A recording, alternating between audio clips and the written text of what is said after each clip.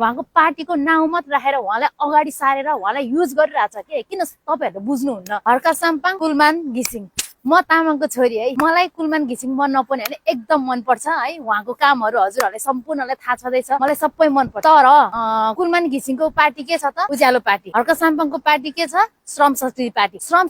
संस्कृति पार्टीको अध्यक्ष को हो भने हर्का साम्पाङ हुनुहुन्छ र अर्को उज्यालो पार्टीको अध्यक्ष को हो त तपाईहरुलाई थाहा नै होला हैन को छ भनेर सो उहाँको फोटो भयो भन्दैमा अथवा मान्छेले अगाडि सारे भन्दैमा तपाईहरु किन यति सारो विश्वास गर्नुहुन्छ भन्नुस् त उहाँको काम राम्रो छ राम्रो गरिरहेछ तर उहाँको पार्टीको नाउँ मात्र राखेर उहाँलाई अगाडि सारेर उहाँलाई युज गरिरहेछ के किन तपाईहरुले बुझ्नुहुन्न एकचोटी आँखा चिम्लेर श्रम संस्कृतिलाई विश्वास गर्नुस् यसपालिको अमूल्य भोट तपाईहरुको खेर नजाओस् ताकि